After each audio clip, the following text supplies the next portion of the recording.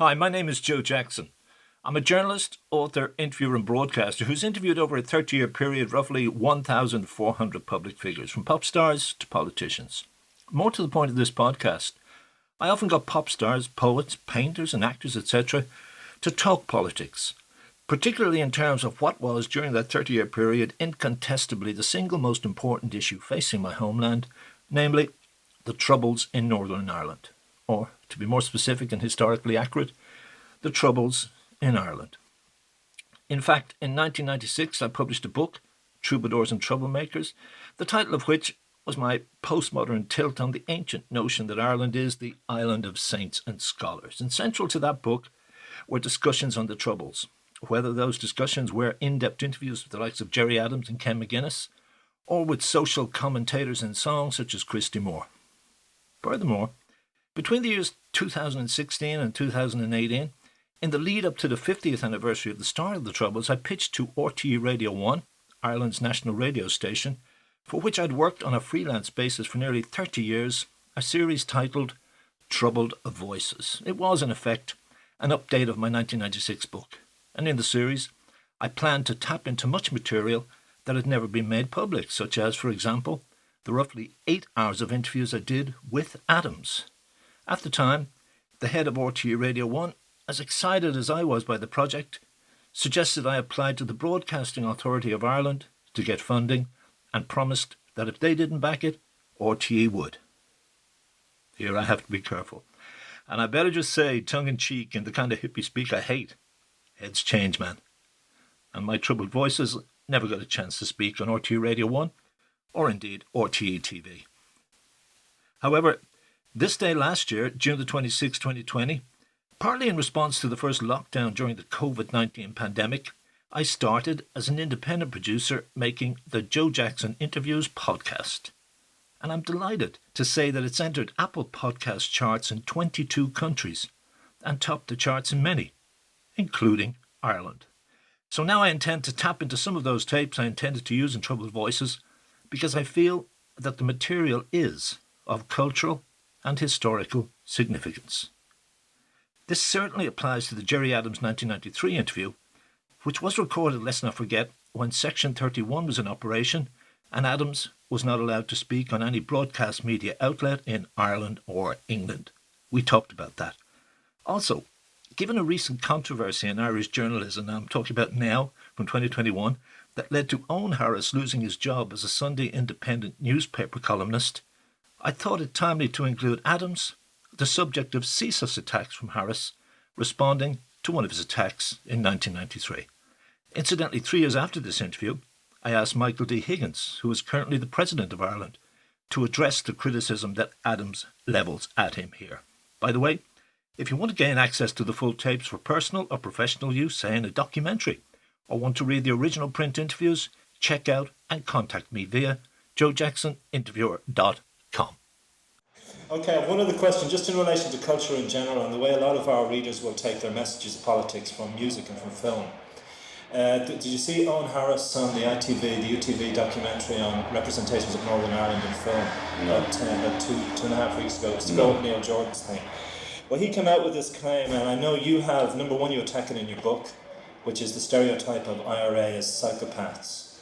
And I also saw a report by Drs. Lyons and Harbinson in '86 which said that isn't the case at all.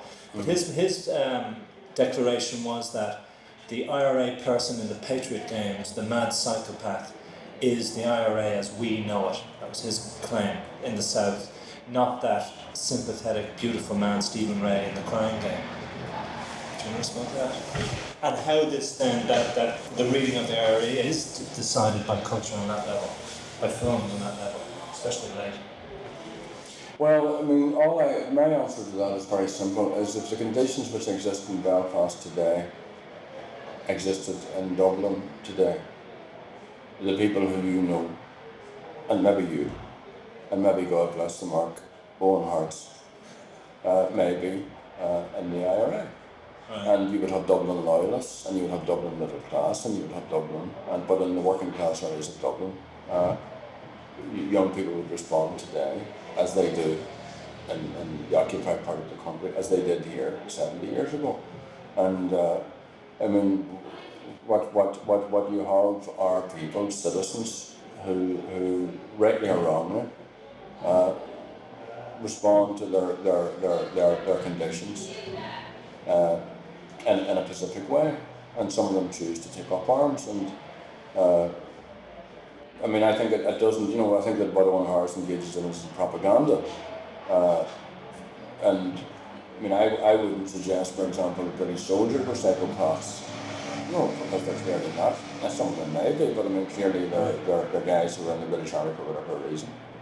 I wouldn't even say that the IUC, although they are very sectarian bigots, were a force of psychopaths. And I think it's just, it's all part of demonisation. It's all part of demeaning and dehumanising people. I mean, but it's a dominant tendency within the media in Ireland and England and in America. Indeed, you yourself would be demonised to that extent. Aye, but I mean, what you see, the media does generally reflect, and I don't think, as I've said before, I don't think we can expect it to do otherwise than to reflect the sort of general and dominant ethos. The situation is that Eoghan Harris is part of. I don't want to give him too much importance because I know he would like that. Engages in just in general propaganda. See, and well, Republicans, and I have to say this, Republicans do not have any monopoly whatsoever on suffering. But if I go to the parents, as I did just there before Easter, of Pierce Jordan, who's a 22-year-old from New Barnsley, and the guy gets killed, he's unarmed, he's in a car, the RUC feed a line to the media, don't put in a statement, feed a line that he was armed, that he had gloves, that he had a balaclava, that he tried to run away, that he crashed into it. They are, and that there was bomb making equipment, none of which was true, and it's now part of public record, thankfully, that none of that was true. And, I go to his house, and just by sad coincidence, I'm there when his coffin comes back. And his mother opens the coffin, his father opens the coffin, and it's obviously just heartrending scene. And the state has not yet told that family that her son is dead. The state has still not told that family that right. I'm talking this over with Jimmy Drum, whose wife was killed 20 years ago, and he says, "Sure, they haven't told me yet. They have not come along and told me that Murray was killed." Right? I meet Jarvis McCarr's wife, she's still fighting for an inquest 10 years later. And I mean, everybody's, there are very few evil people about, everybody within their own sort of community or family are probably all nice people, but you have to sort of, what I see when I meet people like that aren't psychopaths, right? But are people that are reacting to a situation, or responding is probably a better word, to a situation, which has gone on too long. Right, but wasn't there also that report in 1986 by those two doctors, psychiatrists, maybe they weren't, which specifically stated that their exploration of the subject had proved that psychopaths, that was not the dominant psychological mode? Well, the only reason why I raised that in the book was because the people that were advising me said, "Look, you may answer that question," because in fact, I recall what I wrote. I said it's a bit, I can't remember the exact words, but I actually was nearly apologising for raising. Oh, for having to, for having use that to back. Yeah, that's right, you did say that. The other question I've heard raised, and I don't know that my own experience would be representative of it, but that Sinn Féin and or IRA would intimidate journalists on the broadcast medium in terms of interviews. Now, I can put in an anecdote on this, which can either go into the press, depends on how you address it. Remember I interviewed Danny Morrison about 5 years ago? Mm-hmm. I was in a Dublin pub and somebody came over to me and said, you'll be lucky if you're not taken up a laneway and asked what right you have to ask about the moral rightness of the struggle, to Danny Morrison. Now, what does that say about a journalist's freedom of expression? Well, I don't know. I mean, if you go and you pillory a plain foil politician, or you print some article, and a pub some night somebody comes up to you and says to you, you'd be lucky if you ever get a Morrison visa. What does that mean?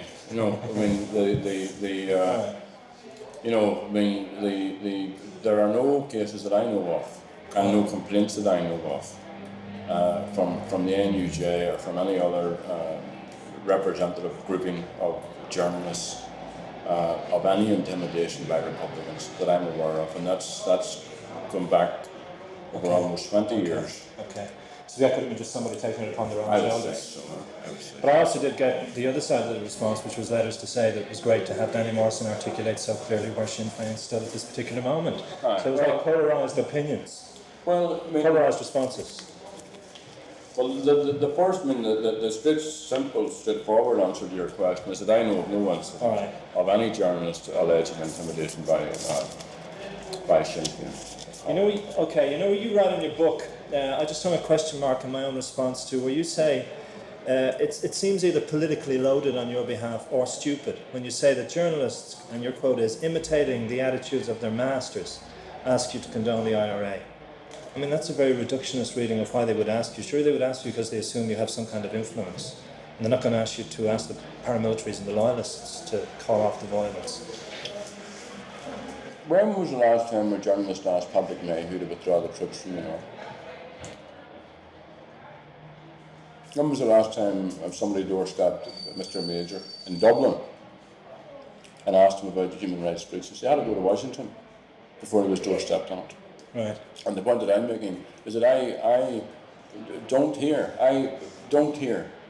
questions being put to British ministers who have a more direct responsibility for British actions. I don't hear the questions that are put to Sinn Féin being put to those people. And that Mayhew can make, I mean, a kid gets killed in West Belfast. Mayhew the next day can say the British forces act within the law. Right? That sort of just aping the establishment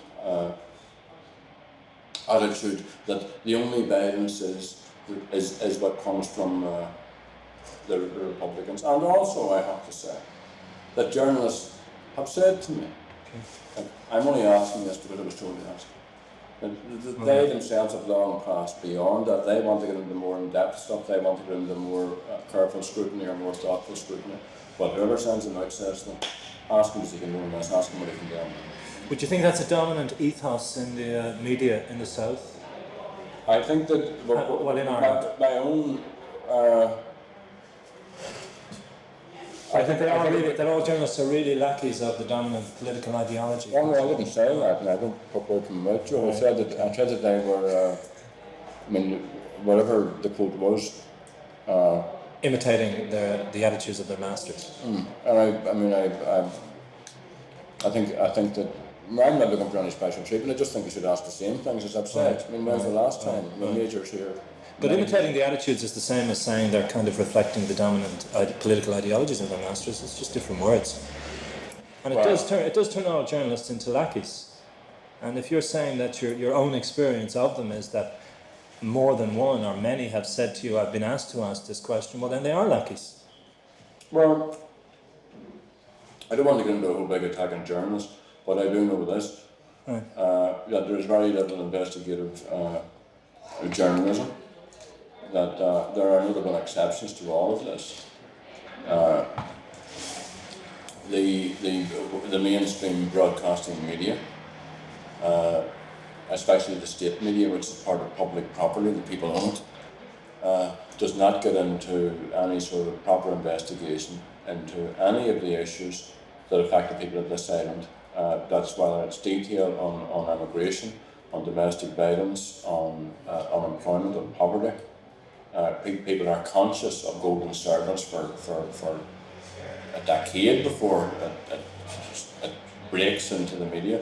People are conscious of the fact that there's so much inequality, there's so much graft. People are in the media anyway are conscious of the of at least that the situation in the north is multi-layered, isn't just a problem created by Republicans, and there is no real example that I can think of RTE conducting proper investigations into any of these issues. We find, particularly in the north, that the British, in many cases the independent people, are those that bring us things like death on the rock, or that bring to the surface You know, the Birmingham 6 or the Guildford 4, Right. and so on. Right. So I don't want to give the impression that I think that all journalists, because journalists also have to do a job, and people have to No, but would you also say that it is the responsibility of a national broadcasting company to bring those issues like the Birmingham Six, that they should be doing those programs, the Irish television network should be doing it? I don't even think it's a national broadcasting in the true sense of the word. National, in terms of national, what the nation really is. Well, it isn't. I mean, national's national. It isn't. You know, there's only one. National's Ireland. You know, that's a 26 county state, and it's a state broadcasting service. And no matter about some of the better things that it does, it has done a disservice in terms of informing people of this state. Right. Of what's happening within the state and within the island of Ireland, and it's done a disservice to people in the north. And not allowing a wider picture to be painted. Right. And I mean that isn't. See, if the job of broadcasters, of public broadcast systems, is to do that, that's fair enough. That it says so. Right. I mean, a political paper can do so because that's what it is. It's a political paper. A special interest paper can do so. A particular type of program can put out information in a certain way because it's reflecting a certain interest. Right. But public broadcasting regulations are supposed to inform people and allow people to make their judgments. And you see, the ethos behind the O'Brien business is that they don't trust the people. That's the ethos behind it all. That people can't be trusted, and the situation I find is there is no massive public support for censorship. Right. There isn't a big major public outcry. There aren't thousands and thousands of people out there demanding censorship. What you have is a fairly closed little political club which enjoyed a general safe relationship with the broadcasting. It's no accident that international journalist organisations and visiting journalists are surprised by our complacent RTE. Right. I recently interviewed, it was either Joan Burton, I'll have to check my own interview, or Roisin Shortall, who very much suggested that she just saw RTE as a propaganda arm of Fianna Fáil. But you also have the current allegations by O'Brien again on questions and answers recently that it's full of fellow travellers with the IRA. Well, but those two people may not be right, you see. It isn't a matter of, I mean, I'm not taking up, I don't believe that it's I can't say quite what it is in terms of its particular political ethos. All I can say is that it does not inform people. All right. And whatever it does inform people about, it does not inform people in depth and in a fair way. I mean, I was MP for West Belfast for 9 years.